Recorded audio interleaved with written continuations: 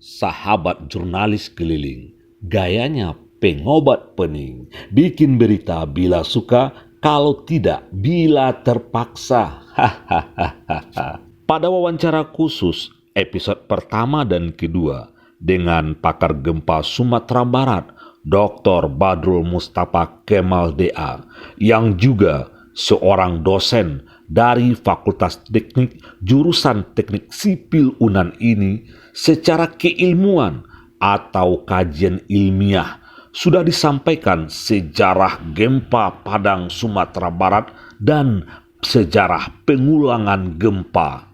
Dalam hal pengulangan gempa pasti terjadi, tapi gempa besar belum tentu pasti terjadi. Bagi sahabat jurnalis belum begitu paham, tonton lagi ya episode pertama dan keduanya ya. Hahaha. Jangan lupa subscribe. Hal yang sangat penting dilakukan untuk mengurangi korban gempa bila terjadi gempa adalah mitigasi. Ingat ya, mitigasi, bukan imitasi, tapi mitigasi. Menurut Pak Badrul, mitigasi adalah upaya seseorang atau kelompok belajar bagaimana cara menyelamatkan diri bila gempa terjadi. Ada dua mitigasi fisik dan non-fisik.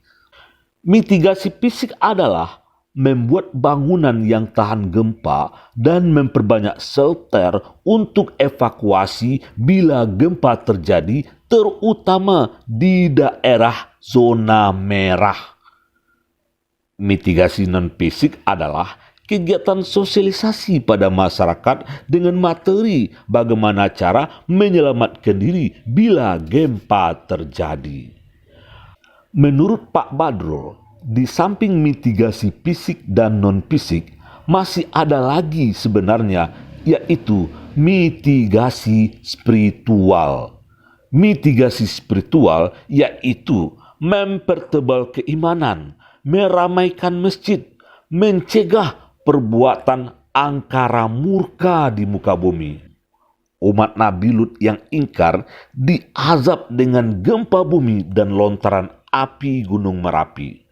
Umat Nabi Syuaib yang ingkar diazab dengan gempa bumi yang dahsyat, dan Qarun yang sombong ditelan oleh bumi.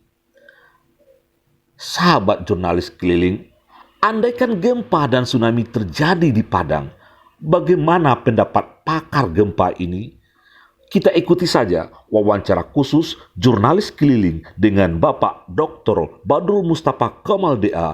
Pak Badrul, ini kita melihat kota Padang. Di kota Padang ini topografisnya berbeda dengan Aceh. Pantainya itu semuanya ada pemecah ombak semua, dan bangunan di pantai itu banyak yang gedung dan beberapa beton semuanya. Kira-kira kalaupun terjadi tsunami besok ini di kota Padang, kerusakannya apakah bisa separah Aceh atau bagaimana?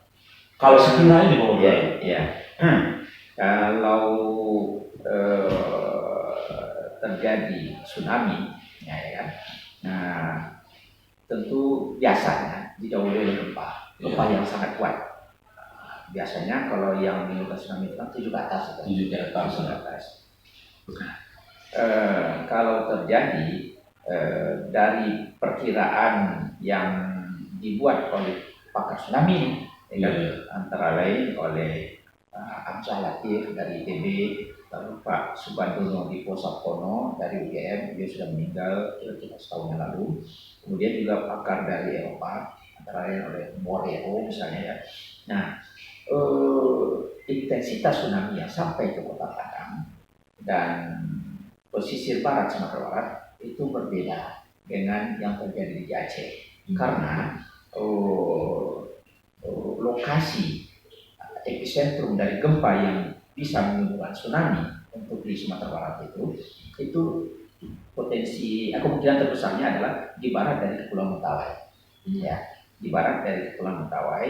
Nah, sedangkan di Aceh, ya, itu seperti yang terjadi pada tanggal 26 Desember 2004 itu di utara Semeru, yang kemudian dampaknya ke pantai barat Aceh, ya kan, mulai dari Melabu, Calang, Lokma, dan seterusnya itu sampai Banda Aceh itu sangat dahsyat. Nah, kalau di kita tsunami yang terjadi, ya, dampaknya kepada Mentawai itu sama dengan dampak yang terjadi di Pulau Simelu dan juga Aceh daratan itu, ya. Tetapi untuk Kota Padang, Pariaman, Pasaman itu sampai ke pesisir selatan itu insya Allah itu intensitasnya tidak sebesar itu, ya, tidak sebesar itu karena tsunami yang lewat itu melalui selat-selat tadi, ya, karena sumbernya itu di barat dari Siberut atau Siparapagai, maka tsunami itu akan datang melalui selat-selat antara Siberut dengan Sipora, antara Sipora dengan Padi Utara, antara Padi Utara dengan Padi Selatan, nah, seperti itu, ya. Nah, sehingga dari hasil yang sudah dibuat oleh misalnya Pak Hamzah Latif dan Bordeaux juga sama, ya. Kalau terjadi tsunami maka run up air naik, ya, di Kota Padang, ya, artinya air laut akan menggenangi, ya, wilayah yang berketinggian sekitar 5 meter di atas permukaan laut, ya. Nah, tapi setelah dulu dengan dasar itu dibuat peta rendaman tsunami Kota Padang itu ternyata dikoreksinya karena kemungkinan kalau terjadi gempa yang menjadi tsunami itu pantai Padang itu bukan pantai Padang saja tapi barat Sumatera Barat itu akan turun sekitar 1 meter. Jadi kalau rata tsunami tadi 5 meter ditambahin turun menjadi 6 meter sehingga kita baru aman di daerah yang 6 meter ke atas. Nah, itulah kira-kira. Jadi artinya pemerintah sendiri sudah melakukan pemetaan dan sudah menentukan daerah merah, daerah kuning, dan daerah hijau. Dan itu adalah berdasarkan hasil kajian para ahli. Artinya kalaupun itu terjadi, kita memang harus berada di daerah hijau. Dan di tepi pantai itu sendiri kan bisa jadi daerah hijau kalau ada bangunan yang menjadi setel yang tidak utuh, ya, Betul. Karena kalau kita melihat dari kejadian gempa sebelumnya dengan tidak ketahuan kita isu-isu tsunami, ayolah datang, ayolah tiba bangun, kita kan arti kita nggak paham bagaimana gempa itu terjadi dan takut yang luar biasa karena tidak punya pengetahuan sama sekali. Begitu Pak Badrul. Jadi ya, kalau tsunami datang, ya kan, tentu kita harus menyelamatkan diri, ya. Menyelamatkan diri dengan 2 cara, evakuasi vertikal dan evakuasi horizontal. Evakuasi vertikal itu artinya kita yang berada di zona merah, kita tidak perlu memilih menjauhi pantai, tapi cukup mencari gedung yang bertingkat, ya, terutama tentu kalau ada shelter, ya, tempat evakuasi sementara resmi, ya. Tapi bangunan apapun yang walaupun itu bukan tempat evakuasi sementara resmi, ya, asal dia bangunan bertingkat dan dia tidak rubuh sesudah gempa besar yang terjadi tsunami, itu silakan bisa dijadikan ya, artinya kalau ini ada sebuah bangunan di zona merah di katakanlah 100-200 meter atau 300 meter dari bibir pantai. Nah, kemudian di lantai 2, ya, misalnya bangunan tadi, ya, lantai dasarnya itu sudah 3 meter misalnya di atas permukaan laut, ya. Nah, dengan biasanya satu lantai itu 4 meter, ya. Nah, 4 meter. Di lantai 2, 3 tambah 4 itu sudah 7 meter. Artinya itu sudah bisa aman, ya. Nah, tapi kalau misalnya dia bangunan ada lagi lantai di atasnya, silakan naik terus, ya. 7 tambah 4 sudah 11, ya kan. Kalau satu lantai itu 4 meter kan.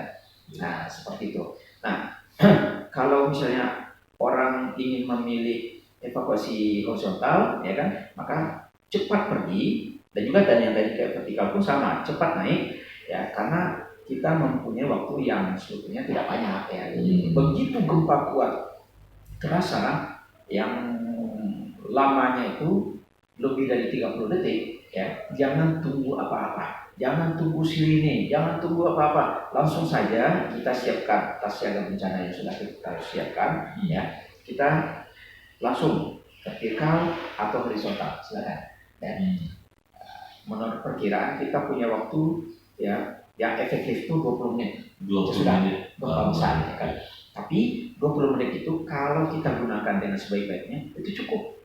Cukup. Kalau kita evakuasi horizontal misalnya dengan syarat tidak bawa kendaraan, itu kita dengan berjalan cepat saja sudah bisa kita berada di zona Jadi aman. Pak Badrul, dari sekarang dimanapun kita tinggal ya kita harus dengan jeli melihat jalur-jalur evakuasi yang memungkinkan kalau sekiranya gempa terjadi, Ya. sehingga tidak bisa menghambat akses kita. Artinya umpamanya kita berada di tengah kota, kita punya mobil dan sekali macet atau apa, nggak mungkin menggunakan jalur apa, mungkin dengan jalan kaki yang bisa cepat kita lakukan, atau dengan motor yang bisa kita lakukan, atau dengan mobil jalur yang bisa. Tapi itu harus kita perhitungkan Pak Ya. Badrul ya.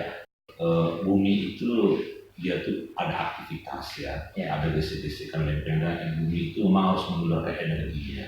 Andaikan bumi tidak mengeluarkan energinya, kira-kira mungkin bumi itu akan segera meledak. Energi itu bisa dikeluarkan melalui gempa bumi atau Erupsi gunung api, ya. erupsi gunung api seperti itu. Kayaknya tidak beda dengan kita manusia Pak Badrul. Ya. Kita kalau tidak kita keluarkan energi kita, mungkin kita juga akan meletus. Ya. Ya, contoh sederhana aja, orang harus buang angin. Andaikan orang tidak buang angin, kira apa yang terjadi? Seperti itu ya. Artinya, dan kalau saya melihat gempa itu juga ada hubungan dengan budaya loh. Iya, iya. Kalau menurut saya, artinya kalau di Jawa itu dengan sedikit goncangan saja kan 6 skala Richter itu semuanya bisa hancur berantakan. Ya. Di Padang 7,9 itu belum seperti parahnya di Jawa. Jadi kalau di Jawa itu budayanya kan budaya jaipongan dengan tari yang sedikit saja meluluhlantakkan semua. Iya. Kita tari rantai, tepuk gelombang barapun kali ini tepuk gelombang tuh, tapi nggak ada masalah apa. Udah, terima kasih Bro Iya, atas iya, informasinya. iya. Moga-moga bisa berguna untuk masyarakat, sahabat jurnalis keliling. Insyaallah. Kayak kita pengobat pinik, informasi ini sangat penting, dan kalaupun gempa terjadi kita tidak perlu berguling-guling. Yang penting kita siap menghadapinya dengan ilmu, dengan pengetahuan, dengan keyakinan kita ada. Di mana bumi pijak, di sana bumi dingin. Kalau gempa datang di tempat kita, ya dengan pengetahuan kita punya, kita bisa menghindari, mengurangi korban berisiko. Demikian, terima kasih. Jumpa lagi di dalam episode berikutnya.